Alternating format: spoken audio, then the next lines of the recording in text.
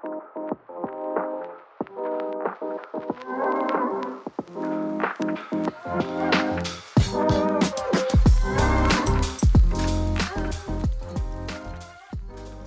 everyone, my name is Jake Johnstone and welcome to the Grit with Wisdom podcast.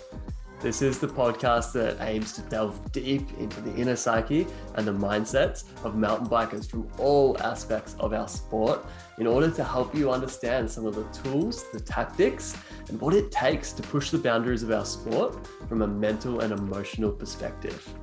Today on the show, we have Matt Lowell. Matt is an extremely talented and focused mountain biker, coach, designer, and business manager. Originally from Scotland, he's another expat who just fell in love with the amazing trails, trees, and people over here in BC, Canada. So much so that he recently became a Canadian citizen. Huge congratulations on that one to Matty. I've worked and played alongside Matt for the past few years at local mountain bike experience company, Endless Biking. And those that know Matt will know that his calm, calculated attitude allows him to operate at a super high level, whether that be on the bike, working in the business, or out on the hill teaching and guiding.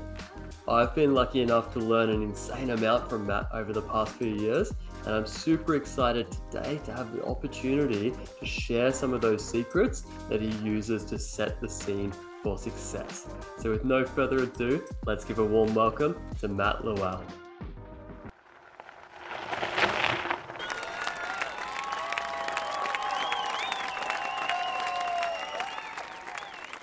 Matt, welcome to the show, man. Hey, man. Pleasure to have you here. Yeah, cheers. Yeah, it's awesome. Fantastic. So we've been talking about doing this for a long time now, and you're a hard man to pin down. Yeah. So I'm stoked to finally get the opportunity to pick your brains before you head back over to Scotland. Sure, man. I'm going to start with a big open-ended question. Feel free to take it any way you like. Yeah. But I'd love to know why. Why do you ride mountain bikes? Yeah. I don't know. I mean, I think like mountain biking's pretty rad. Like it's a sport that's pretty multifaceted. I think there's lots of different people involved. I think for me, I enjoy clearing my thoughts, like getting away from the sort of hustle and bustle of work and everything like that, and enjoy riding by myself quite a bit as well, and just getting out riding. And it's interesting where you can't really think about too much else, like I think when you're just riding in the forest. So it's a good stress reliever, I think, in some ways. Yeah, man, totally. It's almost like meditation on two wheels, eh? Yeah. Fantastic, dude.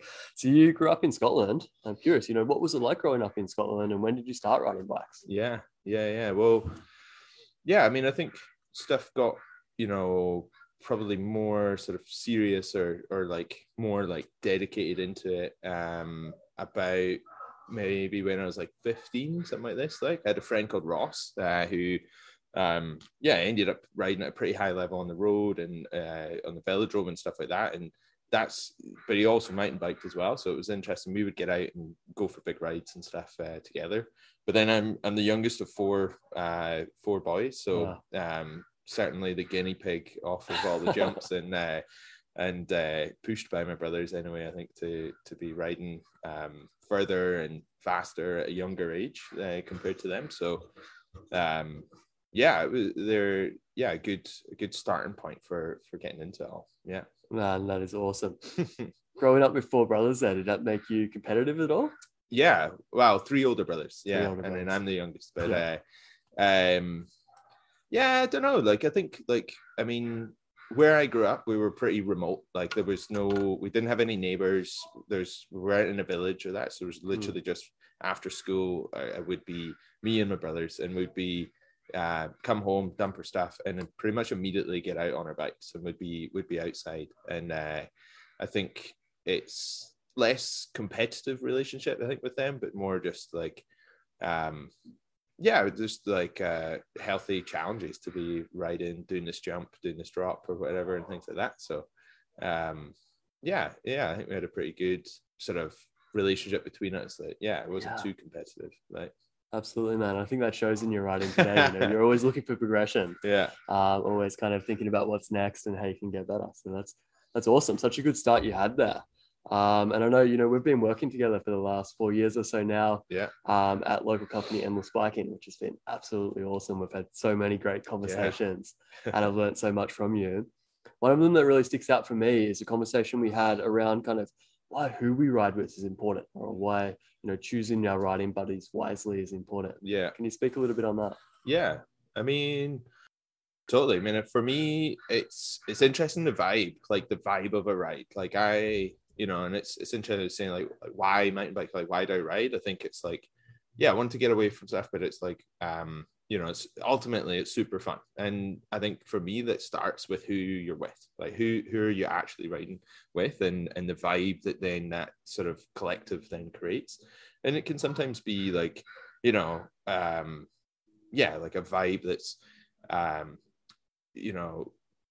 super progressive, and like you're sort of like working in collaboration with other riders, and you're feeling good, and you're trying this jump or railing these corners, or like whatever, like and then I think other times, I think I've certainly been in group rides where even as a fairly competent rider, like have felt like, nah, no way, like I'm just going to take a back seat and just chill and just not push myself, because the vibe is like, too macho or too like, somebody that's just overpowering, and you're like, man, I'm out. Like, I'm good totally for this. Yeah. I hear that. And it's interesting, isn't it? And kind of how that vibe, or how who we're with, can kind of change our own headspace and then change how we're riding. Yeah. Curious, you spend a lot of time, you said, riding by yourself. Yeah. Then a lot of time obviously at work riding with other people. Totally. But when you get into kind of your days off and you're maybe on a bigger group ride, how does your headspace change? Yeah, I mean, it's all dependent on who you're with. Like, I mean, like we ride bike together. That's super awesome. Like, I think we have a good like level, like level playing field in terms of our like wants or desires from a ride. Like, so it's always fun. And I think riding with friend, like there's not that many people I think that I really ride with. Like, I don't push out to be in a bigger group rides. I have been in the past, but I think like I've steered away from it, because I think it is like it can create a vibe that's like you maybe don't want, like sometimes. So it's like, for me, there's a few people like riding with Levi, like these people that it's just like it's inspiring to ride with people who are better than you, like totally. And you can see what they're doing, and you get excited for that, but then there's not a sense of pressure, maybe, because but a sense of like reasoning or opening doors, like in my riding. Like there's some people that I've ridden with that have been like, oh, like, yeah, you've got this, like you should try this or whatever, and and that feels quite progressive at times, but yeah. No, man, it's super interesting. I think it's a fine line between, progression and then having too much pressure to kind of take too big of a step. Yeah.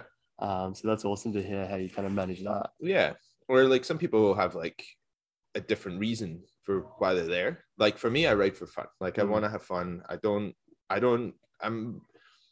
Maybe like not like, maybe more of a cautious rider. Like I don't enjoy being injured. And I think, with my work, like it's been, a real issue to be injured. It's like, man, like it's a bummer. Like when you're off the bike, it's, it's just a hassle managing people when you're injured and stuff like this. So it's nice to not be injured. Although it's going to happen at some point, I think, but it's, so it does play into my riding of like that risk. Like I'm not somebody who's like super risky riding.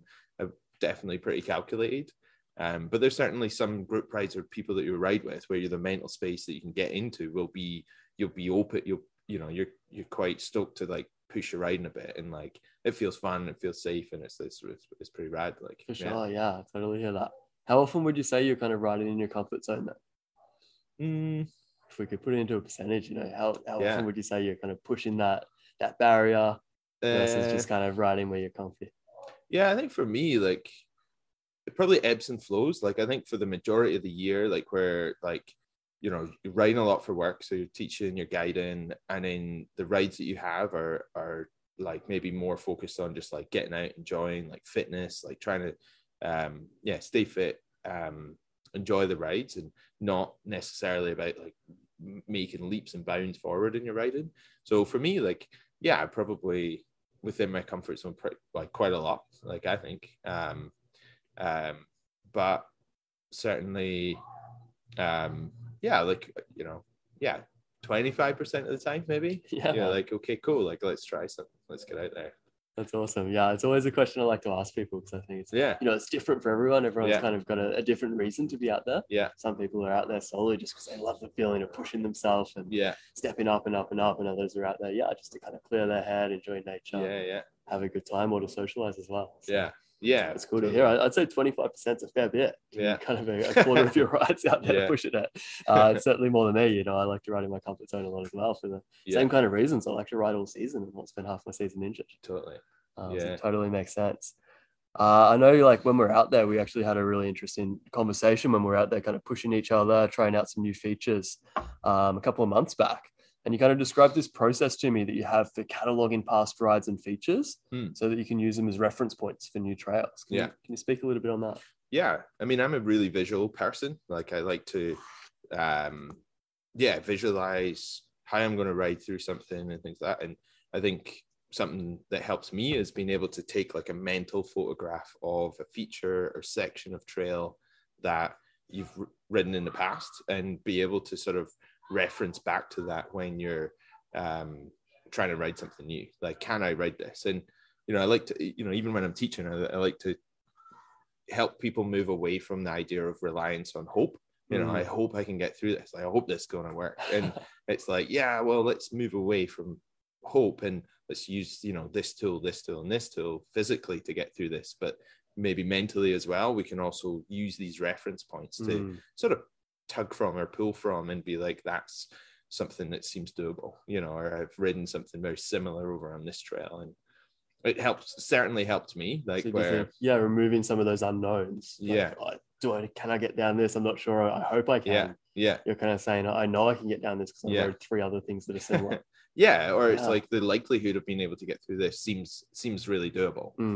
Seems doable. So this is fun. It sounds like a great way to kind of reduce that pressure, reduce that anxiety.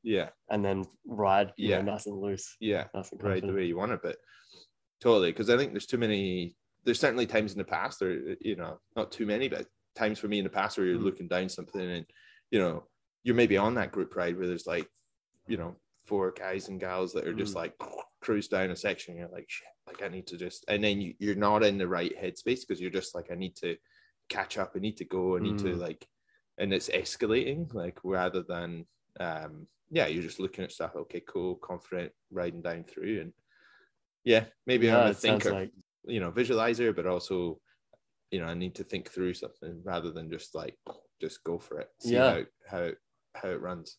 You're a designer by trade, right? So it totally makes sense to designing your riding technique. No, I love it. It sounds like a great way of kind of focusing on the controllable versus focusing on how far your buddies are ahead, or how fast you need to be going, or something like this, like focusing on what can I do. And when you're taking those kind of mental screenshots, what kinds of things are you looking for? So if you're riding down another new line on the North Shore, what kinds of things are you looking for? I think you're just trying to take any sort of reference point from it. Like, maybe it's like, why is it an interesting fit section of trail? Is it because it's, the gradients, like it's this steep here, is it the surface that's like, it's a wooden surface, or is it skinny? Is it, how long is that skinny? Like, what's, is it roots or so that you're like, okay, cool, like I've ridden over that, like, just trying to capture the essence of what makes that section unique or stand out. So that, you can reference back and, at times, in the future where, and sometimes that means like you want to walk back up the trail a little bit and you would literally want to stand and look at it, okay, that's what this looked like, and remember what it felt like so that you can tap back into that a little bit. Totally. We were chatting and kind of saying, there's a trail on the local shuttle lap here that's quite gnarly. We ride kind of every lap just because we ride it every lap. It's a trail we all ride. We're really comfortable with it now, but then kind of taking a screenshot of that and taking it to a new trail. Yeah. You know, on first glance, sometimes those new trails can seem really gnarly because they're way out there and it's all new. Yeah. But if we actually compare it objectively, we're like, oh, it's a similar gradient. It's made of rock. It's also quite wet. It's also some roots. Yeah. We can ride this stuff. Yeah. Yeah, totally. No, for sure. And it's funny. I think like without these, I think you can get to a point where you might ride a trail quite a few times, but there's always a section that you haven't ridden yet. And it's like this, you know, it's coming and you get there and it's like, it's easier to be like, nah, I'm not going to ride it today. And it becomes this like mystery little section of trail that you might not ride, or you just ride around the feature.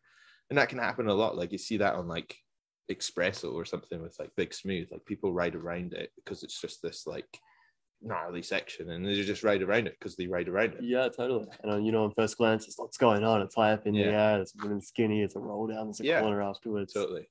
But then maybe but maybe they're riding down Executioner and they're riding down some other stuff which is too steep, you know, or whatever. So it's interesting sometimes kind of breaking it down, being like, well, what is this feature actually? Like, what skills does it require to ride? Yeah. And, you know, for that example, Big Smooth, it's like, okay, so we need to be able to go slow. Yeah. Maybe do a track stand on top if we need to. We need to be able to do a roll down. Yeah. And then stay low enough to recover afterwards. Yeah. Oh, yeah. I think I could actually do all that stuff when we stop thinking about the height and all the other, you know, maybe irrelevant cues going on around it. Yeah. Yeah, for sure. Yeah. Super interesting. So when you're out there kind of with your coaching hat on, you're out there on the North Shore, how do you go about setting riders up for success? What, mentally, for their mental game? Or both. We're out there, they're trying out new features, they're trying out new trails. Yeah. What are some boxes you kind of want to tick to ensure that you're going to set them up for a fun ride? I think it's about, well, good technique. Like it's, you know, it's what we're looking to, you know, give people. It's good technique so that they can, move away from the like it being unknown. Like I sometimes use the analogy of like lenses. Like, you know, we teach people braking, positioning, teach people, you know, how to operate their mountain bike. You know, these are all these sort of tools in your tool belt, and you want to think about which tools are you pulling out, or which lenses are you looking at a section of trail, or looking through to look at a section of trail that helps you ride it. So, you know, you might get, it's cool if people can start looking at a section of trail and thinking about like, okay, well, what does this look like in terms of braking? Like, how am I going to use my brakes to get through this section? Okay, how am I going to use positioning and range of movement in order to get through this section? And then isolating these sort of lenses starts to build a picture in itself of how you're going to ride that section of trail. Totally. And then you're kind of thinking about what you can do to control the situation versus like rather than everything else that could go wrong. Holding on and hoping for the best. And moving away from that and being more calculated and more, and ultimately having more fun, because you're like, sweet, like this is what I'm going to do and when I'm going to do it. And now it's just doing it. And that kind of allows space for fun, doesn't it? The less anxiety, the less interference we have. The more calm, the more happy we're going to be on the bike.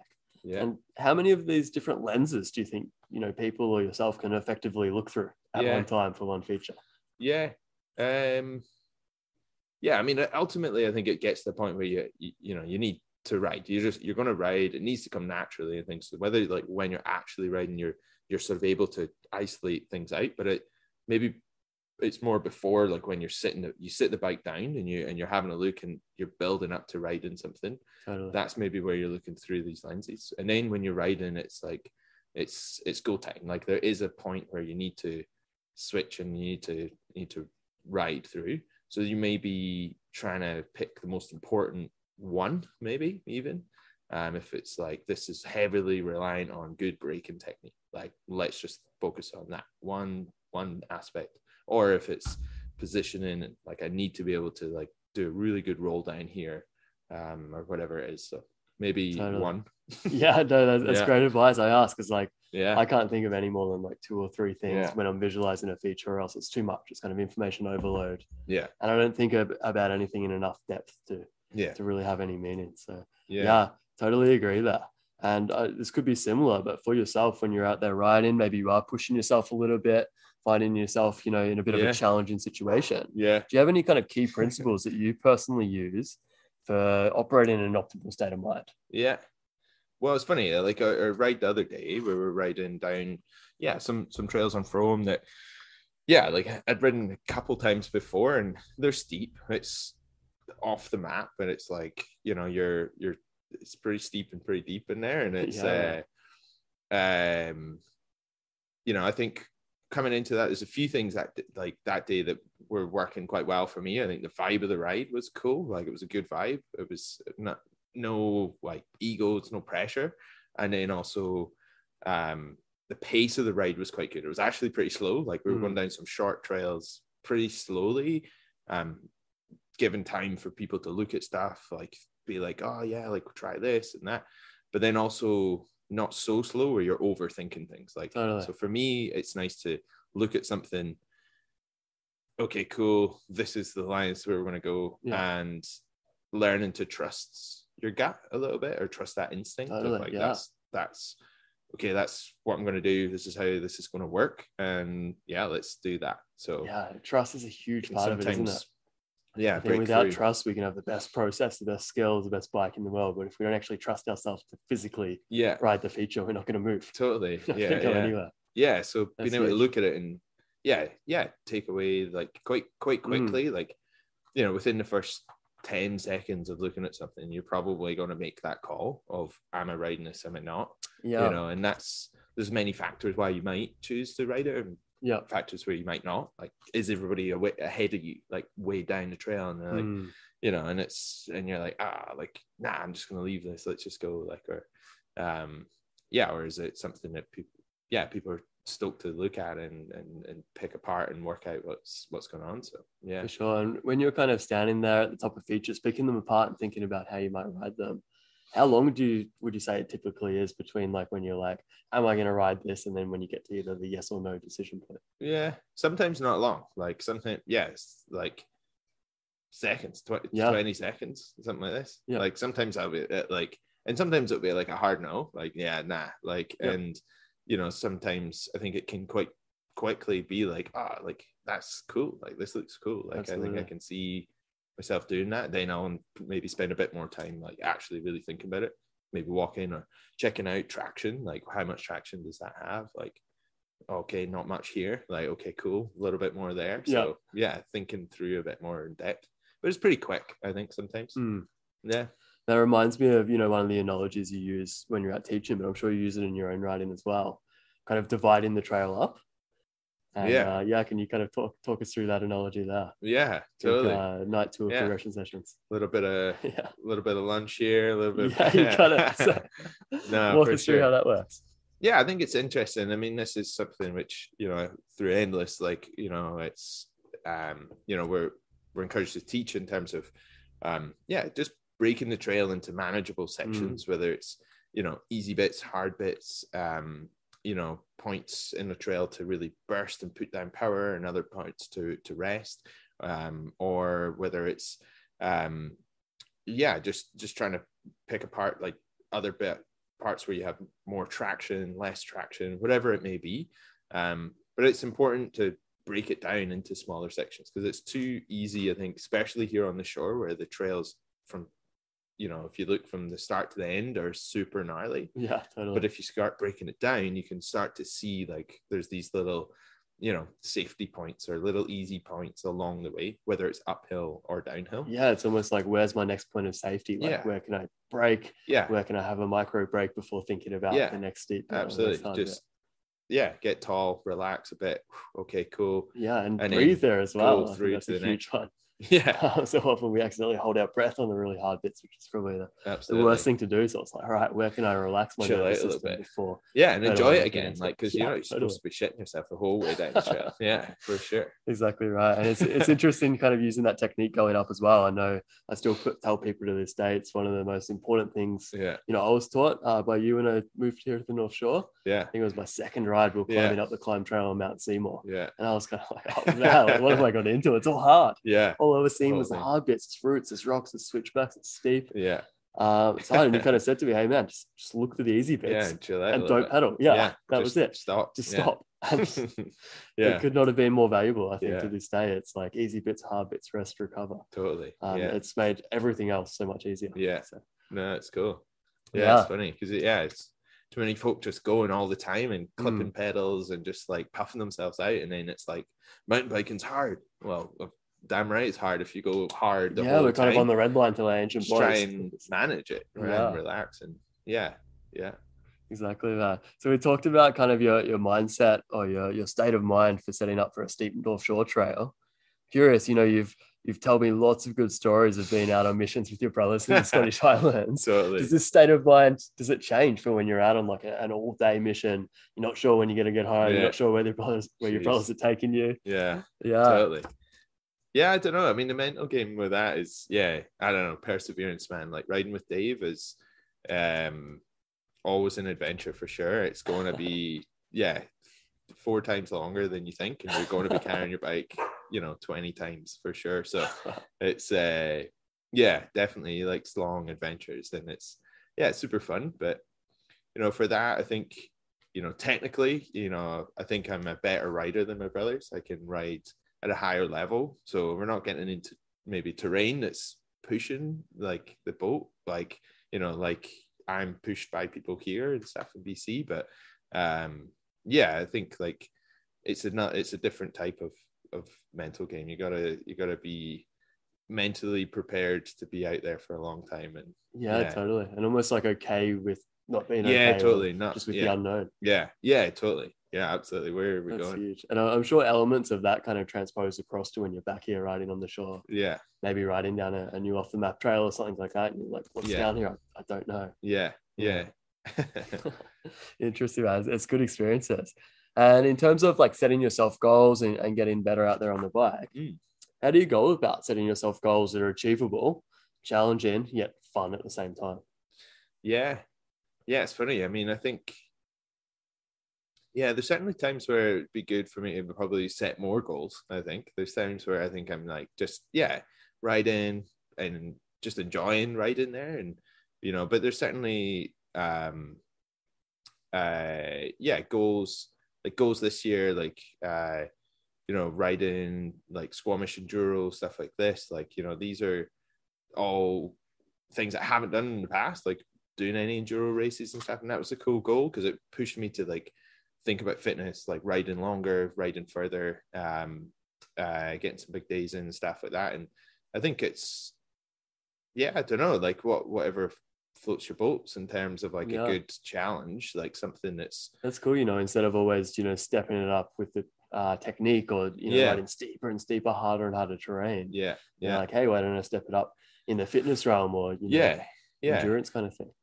I mean that's the thing, like I ride for fun, so it's like, what is fun? Like for me, higher consequence trails that have like the steepest, the gnarliest sections is not necessarily where I think what I find the most fun anyway. I think there's other, it's a feeling like I'm trying to chase that feeling of like, totally, of ripping down a trail and having the best time. And it doesn't necessarily need to be the steepest, gnarliest trail for sure.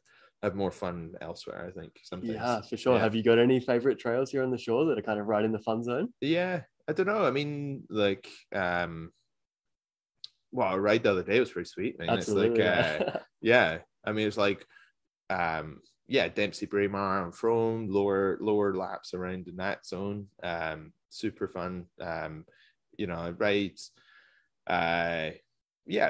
still hard trails, like lower Cripplers, pretty sweet, like it's feature to feature, but it's like it's not like unbelievably high consequence stuff, like in the backcountry of Britannia Beach and all this stuff. It's just like you're just out there, you're on the edge of a cliff and you're out there. But then I mean, over on Seymour, I think we were riding TNT, and CBC just had so much work on it. Like these are rad trails, like it's just like the history of it all, and really fun, cool, unique trails to ride for sure. And I think for us it's right at that level where we're able to ride things that are maybe just outside of our comfort zone, but not so far out that we're taking huge risks, totally, risking time off the bike. And it's quite easy, I think, to look at some of those sections of trail and be like understand what to do and how to ride it, and it's like, oh yeah, cool, like that's what I'm going to do, let's try that, sweet, awesome. And then you can maybe start to ride it differently, or maybe you can ride a little quicker or without necessarily upping the massive risk. For sure, man. Yeah, that's a really good approach. And talking about learning, you were out on a really cool work ride recently. I think it was maybe your last one there with Endless, before you went into full-time van building for your road trip here.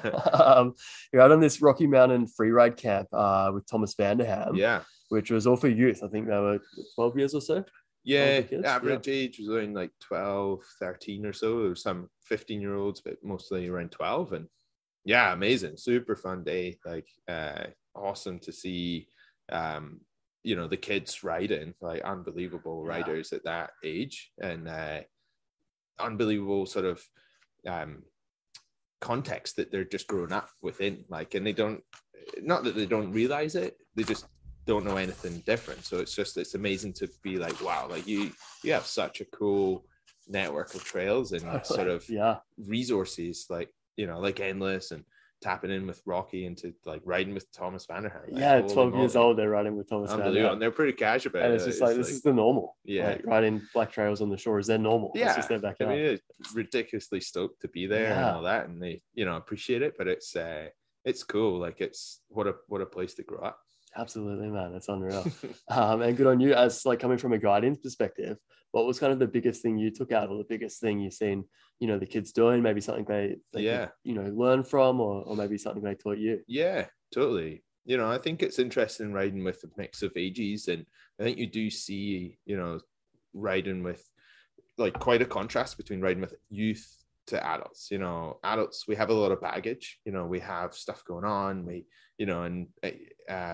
our lives are complicated. There's other people relying on us, so we sometimes that can hinder our sort of gung-ho like attitude to get going and then try some stuff, where with the youth, like they're not fearless. They're definitely like battling within themselves of like, should I do this, could I do this, like, and but I would say it's inspiring watching them just like ripping down trails and like pushing themselves and opening up. You're like, okay, have you got this? And they're like, yeah, man, I got this. Like, don't worry, like, watch this. Totally. And you're like, man, you've got that. Yeah, better than me. Like, I'm better at writing down some stuff. It's interesting, isn't it? Yeah, sometimes they don't have some of that baggage. They almost like don't have their mind holding them back, even just that 10% that we sometimes have. Totally. I think what I see in kids is often like they're full of confidence, even if the technical skills aren't necessarily like fully cooked yet. They're not quite as good as they could be. The kids are like, oh, it's okay, I've got this. Like, it's all good. Yeah. And because they believe, like, which can they do make up for it. They do have it. Like, they usually get it. Yeah, it's cool. Yeah, whereas a lot of the time, we see with adults we're teaching, like the adults have got it. Yeah. But they don't know that they have it. They don't quite have that trust or that belief, because they're thinking about all the what ifs or that kind of thing. Yeah. So, and that's the thing, it's super rewarding, like as an instructor, like to be able to help adults break through that. Like, you might take them through like a safe progression of like feature to feature, and then you're at the feature that they want to ride, and they're a bit like, oh, and being able to say like, well, look, like this is what you've done, this is how we're going to, the progression that you've gone through to get here. So I know, and I think you've got this, you can do this. So how are you feeling? Like, but just being able to say like, I know, I think you got this. Like, then totally. They're like, okay, like sweet. And then they got it, and then they can ride through, and whatever it may be, like whatever, rolling into the top of Floppy Bunny or something like this, like nothing crazy, but to some people it is like, that's totally. Like wild. It's big like, roll down. Yeah. So, and if I wanted to learn how to go down the Floppy Bunny there, the entrance there, the double wooden roller, would you take me straight to Floppy Bunny? What would your process be? No, for sure not. Like, I think it's not a set, like necessary. If that's your goal, if that's where you want to be, it's not a appropriate place to be learning. Like, you want to be dialing it down in order to sort of, dial up the terrain later. We often talk about it at work, like where we talk about, multiple dials, but like terrain dial and technique dial. And for me, I want to see it in my riding, but also in others, where you can turn down the terrain in order to just like dial in technique, and then we can turn up the terrain while the technique is dialed up, up as well. So Yeah, I think it's a lot easier to learn when we're not kind of scared out of our brains thinking about, what about that thing I'm about to roll down? What about that thing? Yeah. Yeah, when you're able to just think about, okay, like what's the technique? I'm gonna give this like 100% of my concentration. And it's sometimes a challenge to do that with some adults though as well, like because I think some, like the youth, like some adults are like overly, you know, cocky and confident, like, oh yeah, like, you know what, like why do we need to like turn this down, like, oh, I just want to ride into flocking. You're like, well, like, man, like let's like, one, you're maybe not riding as hard, like well as maybe you think you are, so in order to just safely progress, like, and actually be able to get to riding that later in this lesson or next lesson, you know, let's work on technique. Yeah, totally. Yeah, I think it's sometimes hard not to let the ego get in the way. Yeah, in situations where you're like that, you might be like, hey, I'm a black level rider, so why do I have to ride a blue, or why should I ride a gravel path? Yeah, well, it comes back to that vibe thing, eh? Like burst the bubble of the vibe, like whatever, man. Like let's just let's have more fun. Like, it's all about kind of getting back to that task focus, isn't it? It's like, what are the steps to break down in order to get to my goal? Yeah, focus on those steps, and then process. Like the goal takes care of itself. Yeah. That's fantastic. Well, speaking about kind of legends that you've had the opportunity to ride with over the last few years, here in Canada, absolutely. You've also had the opportunity to ride alongside Wade Simmons a whole bunch of times. Yeah. But I'm curious, what was your most memorable moment, if you had to pick one? I think, probably riding in Crankworks. Like, it was last time Crankworks was on. Like, when was that? It was like 2020? Yeah, 20. Could have been, or 2019 or something like that. But it was awesome. And again, through like endless and rocky collaboration, getting out, demoing bikes with people from all around the world. But Wade's there is the main guy. That you know, he's the showman for the time. But there's a guide, like, there to keep this, you know, everyone safe and everyone rolling rubber side down. But just good times. Like, there's so many little bits, like, from maybe getting a little off the map, like going off to some trails that you maybe wouldn't typically ride with clients, but Wade's always up for an adventure, so it's pretty cool. All the way to margaritas at the bar and hot tubbing. So it sounds like good times. And it amazes me, some of these stories, because you know, you're not necessarily riding with riders that would typically be on off the map trails or even black trails. But you guys are there as a team, kind of managing these riders of all different experience levels. On some pretty gnarly, pretty out there terrain. Oh yeah, for sure. Well, you're on like a Whistler double black, you know, and you know, testament to like Darren and Kelly at Endless, like just their ability to like quickly dial in, like, and know when to like just drop in some like real strong instruction and feedback for riders to just like get them through things, and they're stoked to receive that, like, in that moment of time. And totally, it was super cool to watch that, and you know, emulate it as best as possible. But it's it's really good times for sure. I think that decision making process that like Darren and Kelly have, I think it's just huge, isn't it? It's only possible through all those years of experience. It really shines in moments like that. Like, holy shit. No, definitely. And it's been cool. Like with the Vanderham ride the other day, it's certainly interesting. Like, there's, you know, I think I've learned to be confident in your own ability of like, okay, we've ran through like this lesson, we've given this content, so let's move forward. Like, awesome, they're getting it, let's go and ride some cool stuff, rather than maybe some newer instructors that are very hesitant, like a bit like helicopter in around it, like, oh, like, we got to keep everything super safe. Like, it is safe because we've done our job. Like, we know what we're doing. And totally, it's just like riding itself, isn't it? You know, sometimes you do all the preparation, you do all the training you can, but then there always comes that point when there's kind of that last 10% of unknown, and you actually have to do the thing. And it's the same when you're teaching someone. It can be really hard. You know, you want to hold their hand the whole way, keep them safe. But then it always gets to that last bit when it's like, right, man, like, we've done all this training, we've done all this preparation, like, now it's time to do it. Like, and enjoy it, like, rather than being like stressed about it. And just be like, know that you've done all this work and you're ready for this. It's like, like, drop in but smile about it. Like, you're ready. Interesting. So kind of Crankworks aside, I'm curious, do you have any kind of routine that you do, you know, pre and post ride in order Yeah. to set yourself up for success?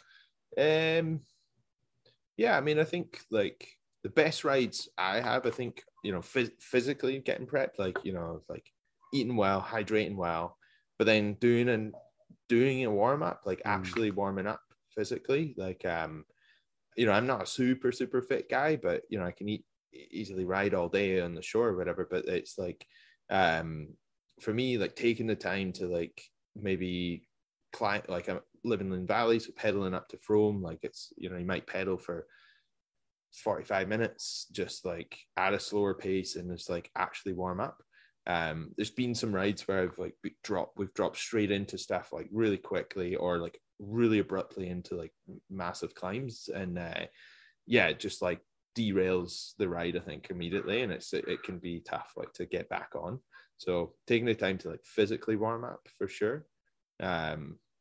But yeah, mentally, yeah, I don't know. I think like for me, it comes back to like maybe, yeah, like choosing who you're riding with, like Totally. and trying to create that vibe, like just like cool, like, you know, yeah, picking who you're riding with, making sure you're with good friends, good folk to ride with, and you know, and if none of them are around, like I enjoy riding by myself. I can go and ride and yeah, create my own vibe on a ride. Totally. And I think that kind of warm-up ride you're talking about there helps both physically and mentally, doesn't it? It's the kind of time to kind of unwind everything you've been thinking about, maybe work stuff or whatever, kind of slowly floats out of your mind, and all of a sudden you get up to the top and you're like, all right, cool. now I'm here, now I'm present. I'm ready to ride. I know I struggle kind of doing shuttle laps sometimes for that reason. I love shuttles. They're a great time.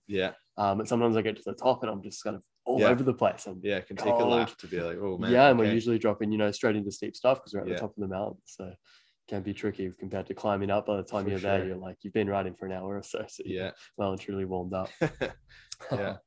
Interesting. So speaking of challenges, what's been one of your biggest challenges on the bike? Whether it's been, you know, like an injury or a certain kind of skill or trail you've been trying to tick off. If you any big challenges that come to mind?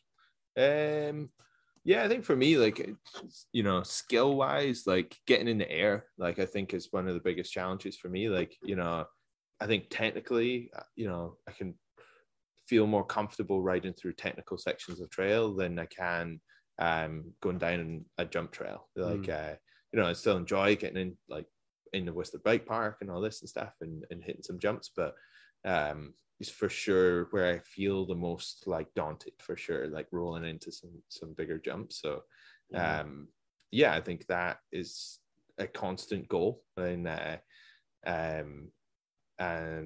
yeah, working towards being more confident in the air. I think a lot of people here on the North Shore could relate to that, because we just don't have many jump trails, do we? Like, no, for we've sure. got all the tech in the world, so we almost become like this product of our environment. You know, a lot of us really like riding kind of slow technical trails and picking it apart because we practice every day. What we can do. It's like, how many times do we get to Whistler Bike Park in between work? Not as many, much. right?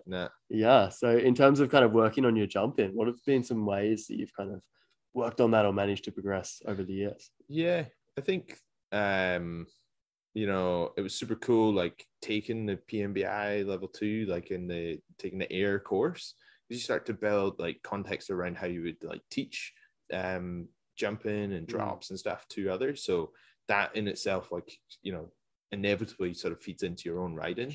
And for somebody like me who like is a bit of a thinker and like needs to visualize through stuff, it's really cool because it gives you the ability to self-assess and give yourself some good technique. You know, and I think for me, like there's certainly been times, and probably go in and out of it, but like just taking the time to like go and session some jumps, like just go to whatever jumps we have, like there's some on Lower Expresso or Digger or Lutette Bike Park, you know, and just like go and put the time in a little bit. So certainly in waves, like I do that, you know, sometimes I would like pedal up, do a quick like espresso lap, and then just go to Lutette Bike Park and just do some jumps. But that's awesome. So just putting in the reps. On the bike training. I love it. Changing your ride, like you don't necessarily need to be like on the trail all the time. Like, can you just go and session like a small part? Like, you know, if you ride 4 times a week, then maybe one of those rides is just like a skill progression ride. Totally. Yeah, that's a really good way of doing it. You know, often as adults, we're not doing that, are we? We're just riding. We ride for 4 hours without thinking about any specific skills or slowing down to kind of session things and think about that. And then we'll see kind of kids wheeling down the street. And Totally. It's like they've been practicing every night without even knowing it. They've been practicing going round and around the block doing wheelies. Yeah. So I think we can learn from that sometimes. Yeah. And, you know, what you were saying there about the PMBI course is like so huge. I think, you know, not only like learning how to do the techniques, we might already be jumping, but I think learning the right way so that we can have the confidence to be like, right, I'm actually doing this the right way. I can assess myself. I know I went into that course I was already dropping, I was already jumping. I thought it was the teaching part I was going to learn. But then I kind of got in there and my world was turned on its head. I was like, actually, I've been doing this all wrong. I'm not setting myself up for success. And then I know kind of coming out of that, my confidence was so much more. Definitely. Because I was like, right, I've got the right tools. I know the 2 things I need to think about. I can forget about everything else right now. Much more focused. Definitely. So definitely helps having a mentor kind of pick out all the different bits of information and tell you kind of which bits are these are the critical important things to think about. Like right now in your curve of progression. Maybe later on when you're already doing jumping really well, like you might be thinking about whipping or something. It's like right now, that's not a problem. No, for sure. Fantastic. Do you ever have difficulties or bad days on the bike? Maybe you're halfway down a trail, you're like, things just aren't working that well today, not feeling that good. If so, you know, what do you do in that situation? I think, you know, we're all humans. You know, I think there's times when you're going to be riding really well and everyone seems to be, you know, gelled together and you're having a great time. But there's other times where it's a challenge, like, and you know, whether it be, I don't know, there's too much going on or there's something up with your bike or something's just not working right. And I think it's, for me, I think, you know, I don't know, quite good or quite bad maybe sometimes of just like recognizing that and being like, okay, like just like toning the ride down, being able to just like, okay, well, it's not a ride that I'm going to be like riding this the fastest or whatever, and just trying to be okay with like just cruising and just like having a chill ride. I think it's like easier said than done, but I think it's like comes back to that, like why we ride. Like it's supposed to be fun. Like this is like, so not putting pressure on yourself, or you know, I don't think I put pressure on myself to have to like perform at the highest level that I know I can every single ride.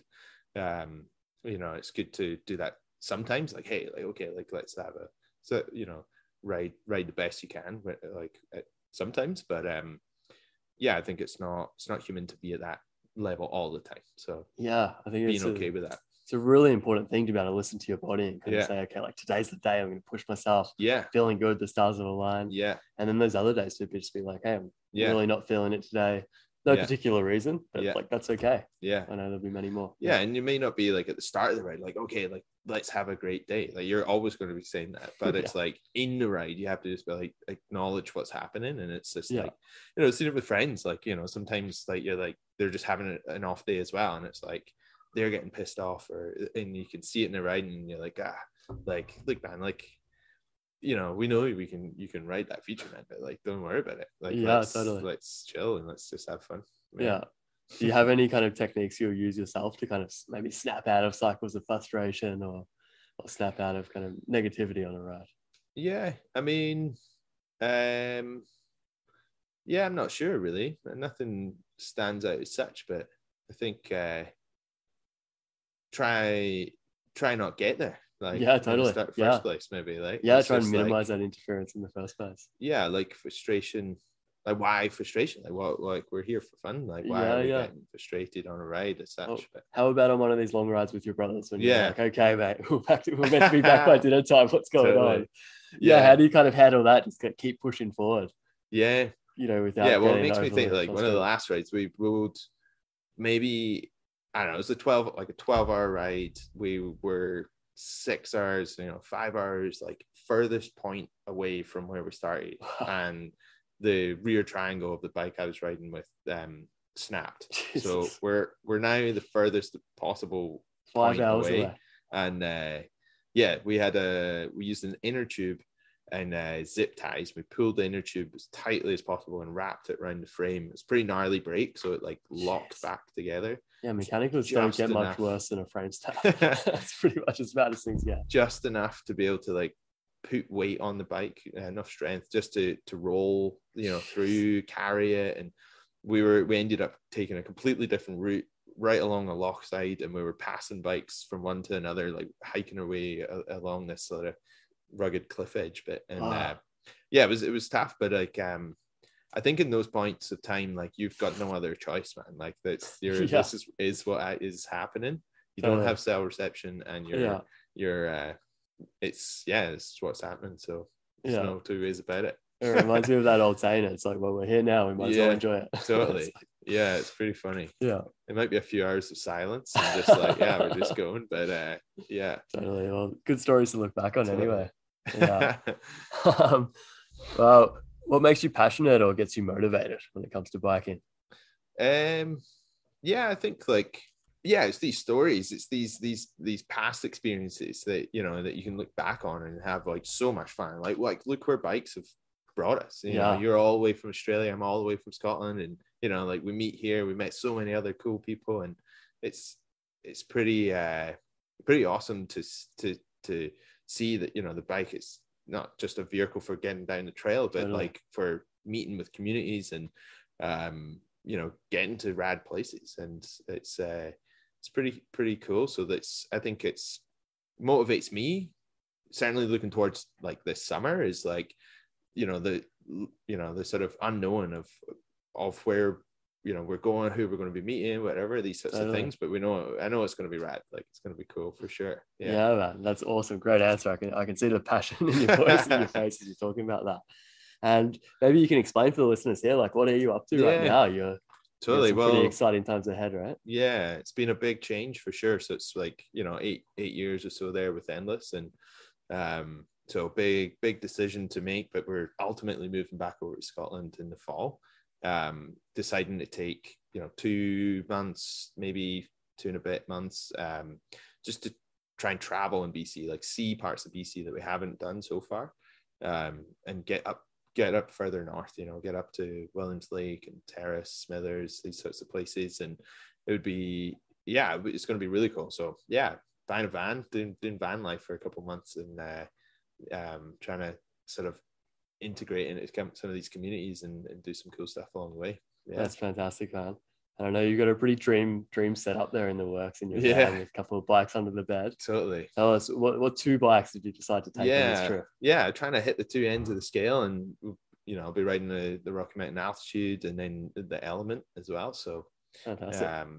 2 bikes is good. It's my partner can ride one, I'll ride the other when we ride together. But I think BC is so varied, like across the province we have so many different types of riding. So trying to think of something that we can hit some bike parks with, but then also get out and do some mega alpine big long rides. So it's pretty cool seeing the trail bike in there as well.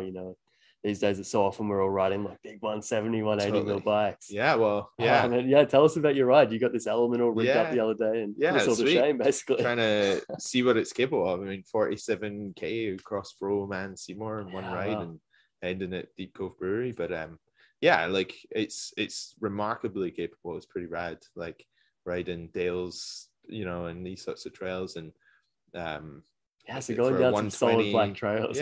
What is it, a 120 mil? 120 mil. Yeah, it's pretty wild.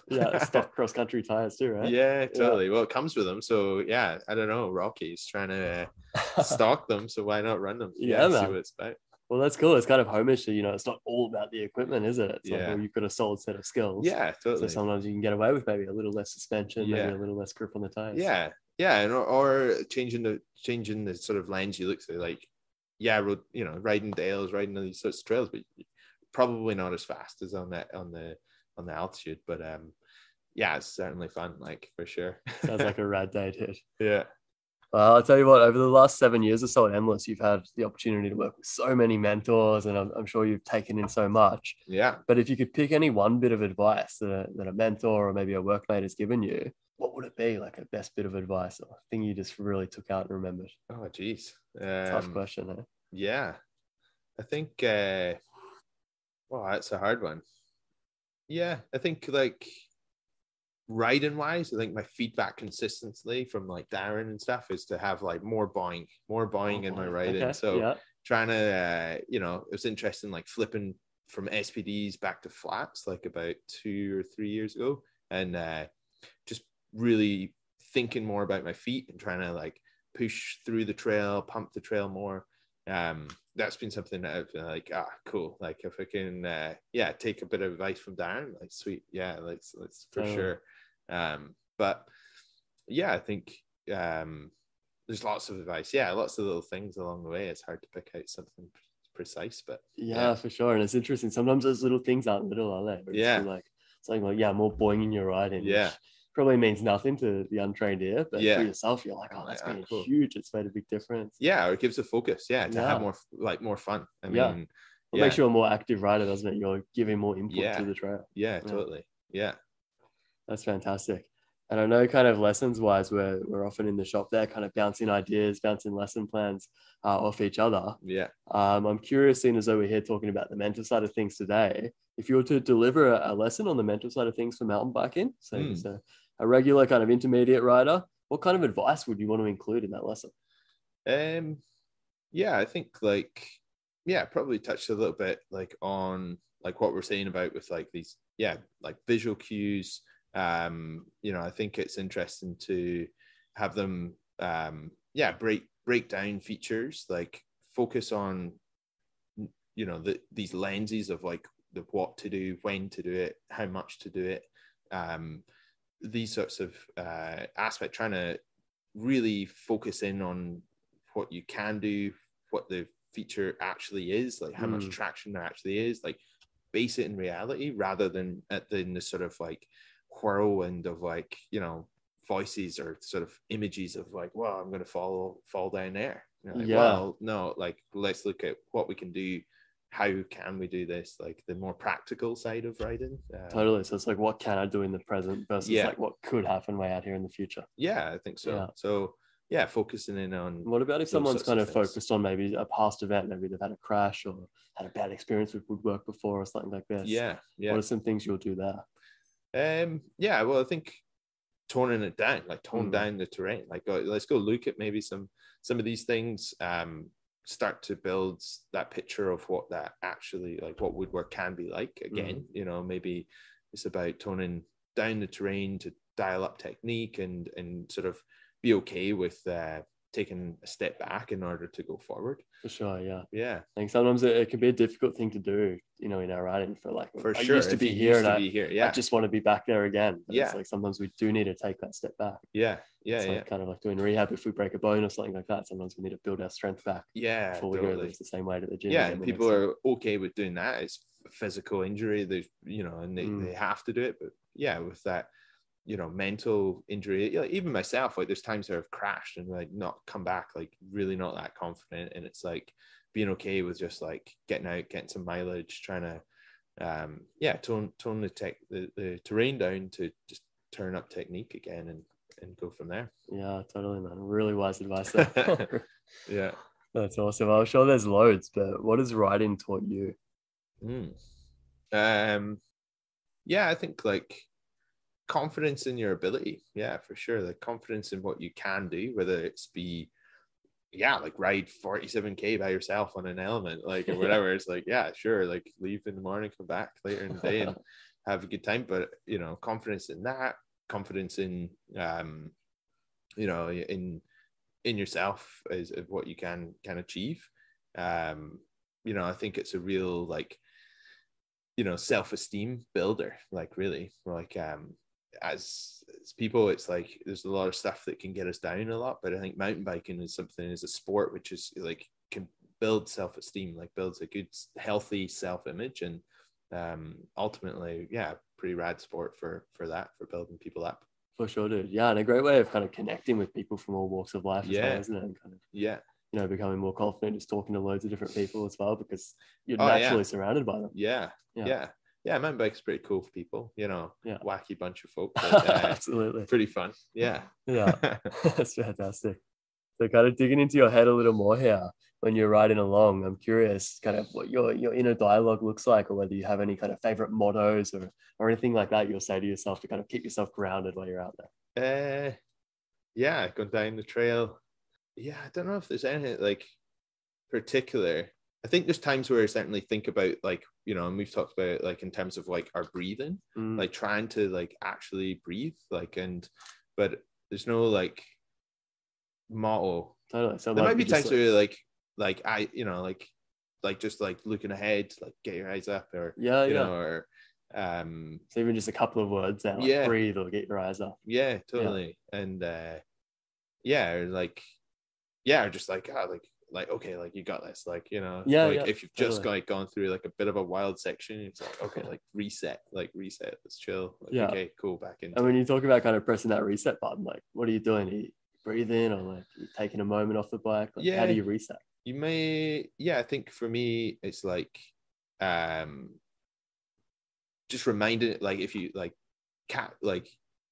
not have a crash, but say you're close to it or whatever, but like maybe it's just like get back into like full control. So just like being like super centered on your bike, like tall, relaxed, like and like chill, like okay, cool, got this, and feel 100% in control. And then you're like, okay, now it's like a reset, like now I can just roll forward from here. Like that was back there, but I'm like fully control. For sure. So might be, what that might mean, like sort of manifests itself in is like slowing down, like literally slowing down, just being on the trail, like okay, cool, let's go again, like rather than chasing it. For sure. It's almost like if maybe a foot slipped off a pedal or something like that, and we keep going, like it's going to compound, it's going to get worse and worse. So and just instead of having one small problem, we may end up having a few problems, a big problem. So it's like stop it, reset before things get worse. I love that. That's fantastic. And if you are going down kind of a steeper and deeper trail, like we were the other day there, and you've stopped to reset, there's another feature right in front of you. How do you go about doing that? Are you kind of gonna tracks down and drop straight into it, or? Well, for me, I think it was like definitely way more of a calculated rider than just a sort of balls out, like go for it rider. So I think on trails like that, like I definitely appreciate the time to like look at stuff and like work out, whether it be that 20 seconds, just like scope stuff out. Okay, cool. Let's give it. Let's do it. This is how we're riding it. I think, like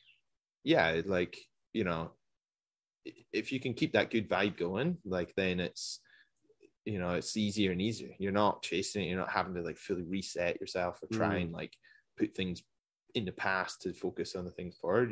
It sort of compounds in a good way. Like you're building like, oh man, like sweet, I rode this section, like or and it goes from there. So you're almost focusing on like what went well. You're like, oh sweet, I'm gonna do it. And let that compound as you go down. And that can even go from ride to ride, and it can progressively build throughout season or whatever. Fantastic.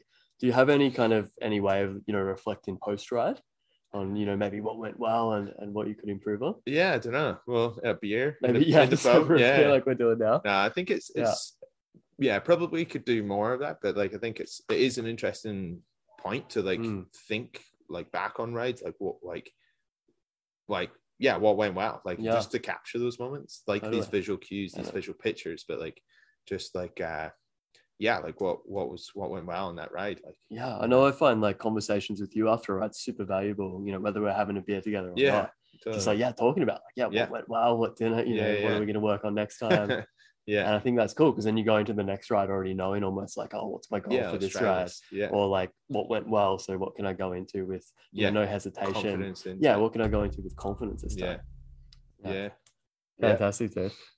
From your perspective as an experienced rider and as a professional instructor over all these years, if you could pick just one, what's the biggest obstacle that people usually face in achieving their riding goals?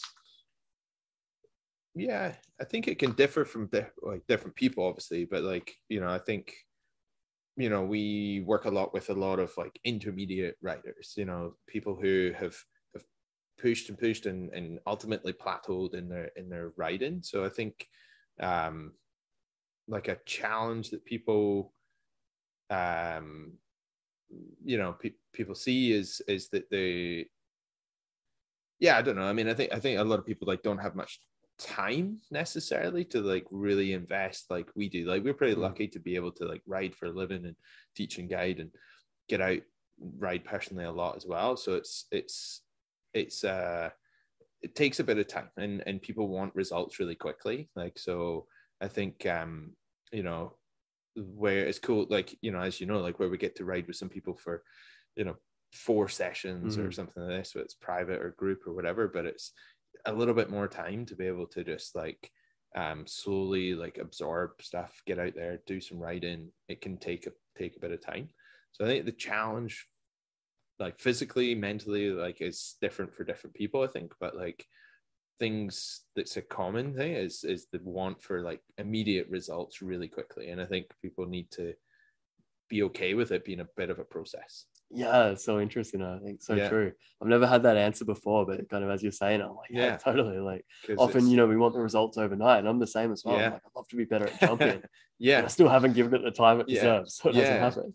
Or you're giving it time, and it's just you're filling up the glass slowly, you know. So it might be next season by that point, you know. But hey, man, like, we're just having fun. Just riding bikes, so yeah. And I mean, you know, going and getting a lesson is usually the quickest way to fill up that class a little faster, just isn't it? A little quicker. Kind of like, what things do I need to be practicing? Yeah. No, definitely. Yeah. Fantastic. And in terms of kind of idols for you, or you know, people you look up to, is there anyone you look up to in the mountain bike world? Any favorite riders? Oh, so many. Yeah. I mean, yeah, around here there's lots of people. You know, it was unbelievable seeing Thomas ride the trails the other day. There's just like some lines, and the way in which he rides the trail is just so unique. It's unbelievable. Yeah.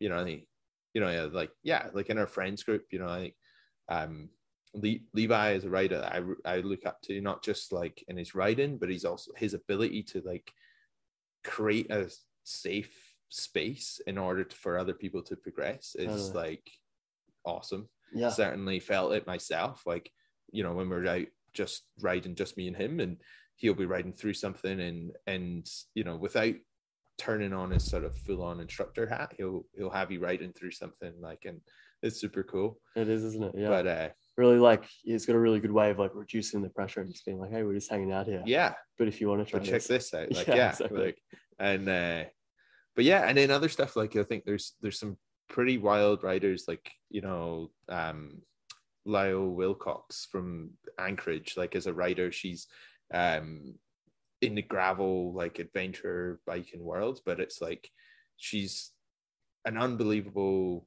like human being in terms of somebody who can push herself to like ride like from Anchorage to Banff to line up at the start of the Tour Divide and then go and smash the all-time record and stuff like that. And it's just talk like about warm-ups there. What's like what's possible is it's pretty amazing. And yeah, for sure she is a pretty cool cat, for sure. That's awesome, man. Yeah, like great person to look up there in terms of like perseverance. And it's kind of like, what is possible? Fitting what's possible on a bike. And just being like, I can do this, even though maybe no one else is doing that. Everyone else is driving to the start of the race. Yeah, totally.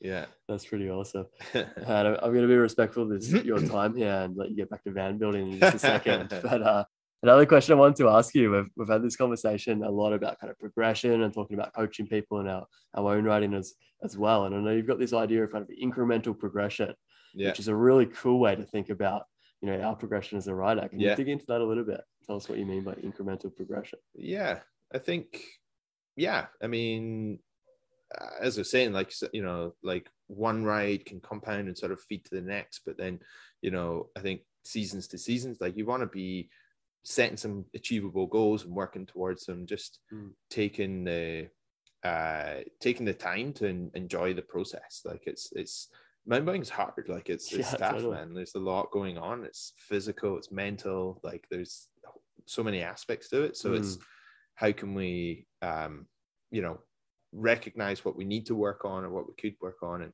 just take small steps and to get to there and have fun with that. Totally.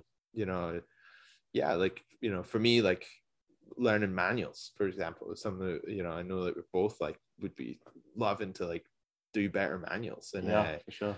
You know, it's you know, and I say like it comes in waves. Like there's certainly times where I put the time aside more regularly. Like each ride, like we'll do like 10 minutes or so of practice, and try and work on these skills.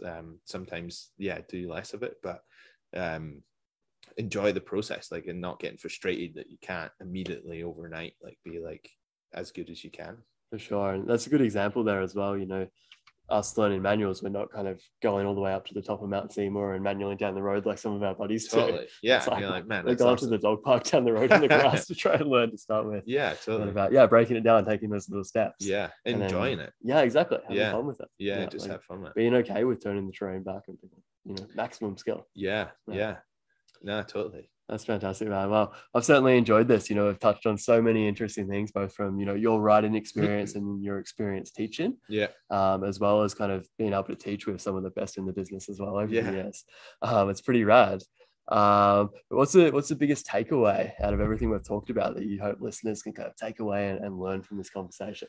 Yeah, I think it's really interesting, just the world of like the mental side of biking. I think, we were touched on it there in terms of like physical injuries or, the skills of riding. Like these are things that are shiny object people focus on, but I think it's becoming more and more common that people are really switching into the mental side of biking and paying more attention to it. And I think, I just think it's really interesting. It's an interesting world to sort of critique yourself a little bit about, whether it be each ride, like, well, how did I feel like going through that? Or like, where am I at this point of, this month, am I feeling really confident? Am I not feeling confident? Like, why am I not feeling that confident? Like, is there things that you could make small changes to, and paying more attention to that rather than like, oh man, I need a new fork. Like I need a new this or whatever. It's just like, well, pay a bit more attention over here. Totally. Yeah, I think it's this kind of one performance factor that's almost untapped at the moment. Where people aren't even aware of it. They're like, I've got a problem, I must need a new bike part. It's like, the new bike part probably will make you a tiny little bit better, or it might make you feel a tiny little bit better, it might make you look cooler for sure, but it won't necessarily solve all your problems. It's like, we've got this great big performance factor here that's pretty much untapped. So we can make small little changes in that and have like huge levels of progression on the bike.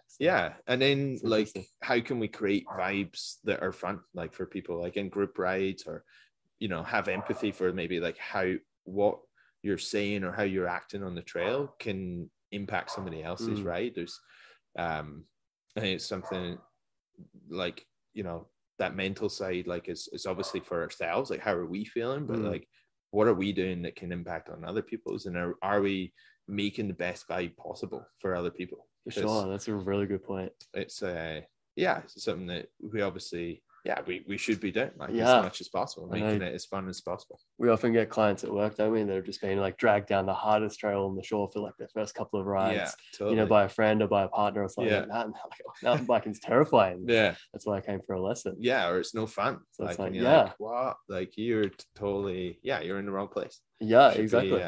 So it's like sometimes, when we're riding with other people, we need to like look through their lens and be like, what was fun for me when I was at that level? Or even if you can't even remember being at that level, it's like, well, what will be fun for them today? In order of just, thinking like, this trail's easy because it's easy for me. Totally. And choosing those right trails, and talking about like removing the pressure from it all though. Like, because ultimately it's fun. It should be a fun experience from start to end, getting out on your bike. So keeping that as the primary reason or the primary focus, and that means different things for different groups of people, but making sure that it's still fun for everyone. Totally. Really good answer. Look, I'm going to go deep and hit you with a couple of curveballs for these last couple of questions. Get ready. If you could go back, what would you say to your 20-year-old self? Holy moly. I'm still 20 now. 21, so last year. No. I think it's a hard one. I think, what was it at 20? Maybe not too much different really to now, like pushing like to progress riding, career wise, like looking for good opportunities. So I think it's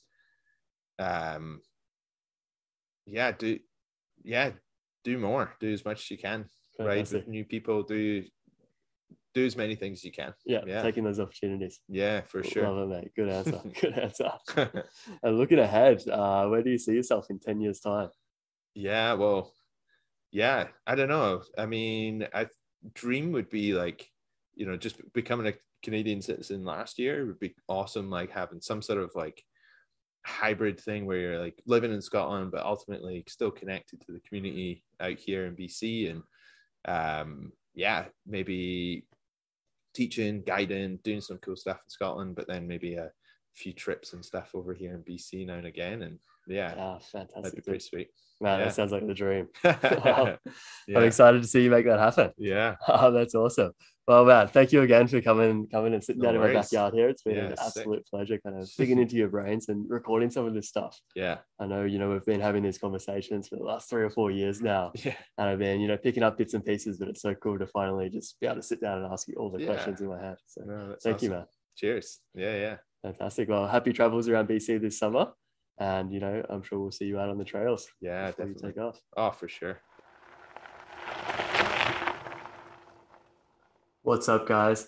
Just one more thing before you hit the trails. If you enjoyed this podcast, be sure to subscribe and don't be a stranger.